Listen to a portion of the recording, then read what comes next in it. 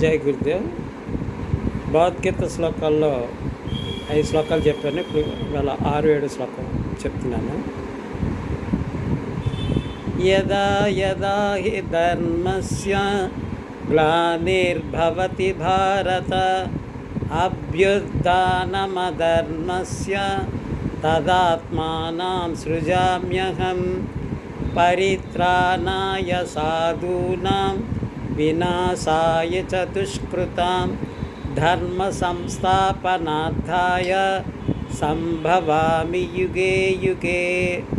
అంటే ధర్మం ఎప్పుడైతే గాడి తప్పుద్దో అప్పుడు భగవంతుడు తనంత తాను సృజించుకుని వచ్చి ధర్మరక్షణార్థం చేస్తానండి. అలాగే సాధువులకి, ఋషులకి, భక్తులకి ఎప్పుడైతే ఆపదలు తలపెడుతూ ఉంటారు కొంతమంది, అంటే రావణాసురుడు వీళ్ళు అందరూ కూడా యజ్ఞాలు యాగాదులు చేయకుండా అడ్డుకునేవారు కదా. అది అలాగ సాధు సంతకులకి, భక్తులకి ఎప్పుడైతే హాని తలపెడుతున్నారో ఆ టైంలో కూడా వచ్చి నేను లోకరక్షణార్థం నేను ఇది చేస్తానన్నది భగవంతుడు హామీ ఇస్తున్నాడు. ఇప్పుడు ఇది మనం భగవద్గీత జ్ఞానపరంగా ఆ విధంగా ఉద్దేశించినప్పటికీ నేను చెప్పాను కదా, భగవద్గీత యువతలు ఉంటే మన హర్షడ్ వర్గాలు రాగద్వేషాలతోటి ఈ జన్మ పరంపరలో చావు పుట్టడం చావటం అనే దీంతో ఉంటాయి అని చెప్పాను. గీత అవతలకు మనం వెళితే నేనెవరిని, ఆత్మ ఏంటి, భగవంతుడిని ఎలా చేరుకోవాలి, భగవంతుడు ఎక్కడున్నాడు, ఆ గమ్యం ఏంటి, దానికి నేను పాటించవలసింది ఏంటి, నేర్చుకోవాల్సింది ఏంటి, చేరవలసింది ఎలాగా అన్నది జ్ఞానపరంగా ఎదుగుతాను. అయితే ఇప్పుడు ఇక్కడ మనం వ్యవహారికంగా మనం తీసుకుంటే ఏ విధంగా ఉంటుంది, మన పిల్లలకి బుద్ధి చేస్తూ ఉంటాము, వాళ్ళకి కావాల్సినవన్నీ ఇస్తూ ఉంటాము. అదే వాళ్ళు ఏదైనా గాడి తప్పినా మనం ఎవరితోటైతే తిరగద్దంటాం వాళ్ళతోటే తిరుగుతుంటారు, ఏదైతే చేయొద్దంటాం అదే చేస్తుంటారు. అందులో ఇప్పుడు నవ్వేట సెల్ల చూడొద్దంటే సెల్లే చూస్తూ ఉంటారు. మనం సెల్ల చూడొద్దని చెప్తూ ఉంటాము, కానీ భార్య చేతిలో సెల్ల ఉంటుంది, తండ్రి చేతిలోనూ సెల్ల ఉంటుంది, అది చూస్తే పిల్లల చేతుల్లోనూ సెల్ల ఉంటుంది. ఇవాళ అందరూ కూడా ఈ సెల్లలకి బాగా మరిగిపోయి అసలు బాంధవ్యం అన్నదే లేకుండా పోతుంది, ప్రేమానురాగాలు అన్నదే లేకపోతుంది అన్నమాట. ఒకే ఇంట్లో ఉంటున్నారు, 4 మూలలు 4 సెల్లు అట్టుకుని ఉంటున్నారు.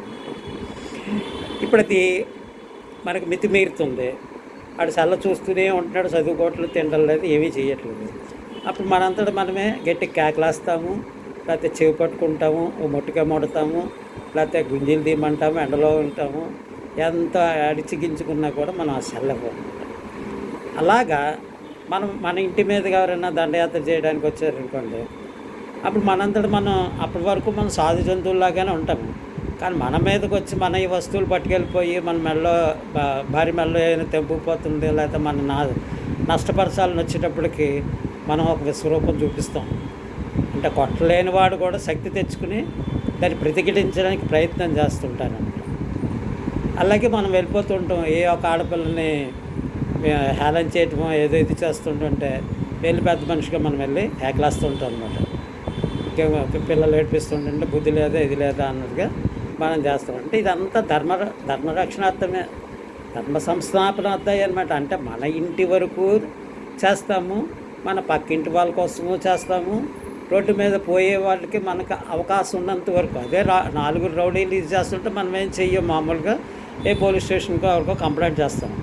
అదే ఒక్కళ్ళు ఏదైనా ఇచ్చేస్తుంటే ఒక అమ్మాయిని మనం వెళ్ళి బుద్ధి చెప్పడానికి ప్రయత్నం చేస్తాం. ఎలాగంటే మానవుడు కూడా భగవత్ స్వరూపమే, ఆత్మస్వరూపమే అన్న దానిగా ఈ ధర్మరక్షణార్థం మనం కూడా చేస్తుంటాము. అలాగే భగవంతుడు కూడా యుగానికి ఒక అవతారంగా ఎత్తి మనకి దశావతారాలు ఉన్నాయి కదా. దశావతారాల్లో ఒక యుగాల్లో 4 అవతారాలు రావచ్చు, ఒక యుగంలో ఒక అవతారం రావచ్చు. త్రేతాయుగ ద్వాపరయుగాల్లో ఒక్కొక్క అవతారం వచ్చింది. అదే సత్యయుగంలో 2-3 అవతారాలు వచ్చాయన్నమాట. ఆ విధంగా ఇంకా పరిత్రాణాయ సాధునా అనమాట. ఇప్పుడు మనకేంటంటే భగవంతుడు భక్తులకి వీటికి చేస్తుంటే వచ్చి రక్షణ చేస్తానని అంటున్నాడు. అలాగే మనం కూడా ఏదైనా ఒక పూజా కార్యక్రమానికి, హోమ కార్యక్రమాలకి, సేవా కార్యక్రమాలకు వెళ్తుంటుంటే అక్కడ చేసేవాళ్ళు చేస్తూ ఉంటారు, పక్కకి తీసుకెళ్ళి అసుక్కొట్టి ఈ లోపాల కోసం ఇచ్చేవాళ్ళు కొంతమంది ఉంటారు.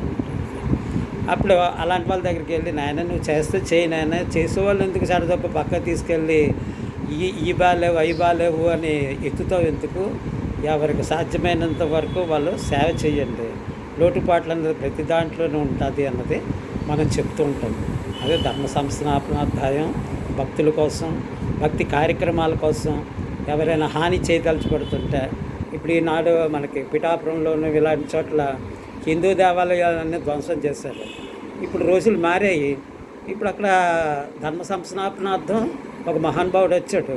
ఇప్పుడు ఇవన్నీ బాగుపడుతుంటాయి అనమాట. అలాగా భగవంతుడు అవకాశాన్ని బట్టి అవతారం ఎత్తుతూ ఉంటాడు. సంరక్షణ కోసం కూడా వస్తూ ఉంటుంటాడు అనమాట. అలాగే శ్రీకృష్ణుడు ఎన్నో సందర్భాల్లో నన్ను మనకి ద్రౌపది వస్త్రాపహరణంలో కానీ ఇలాంటి చోట్ల కానీ ఒకే యుగం ఒకటే అవతారం ధర్మ సంస్థాపనార్థం ఇచ్చేసాడు. జై గురుదేవ.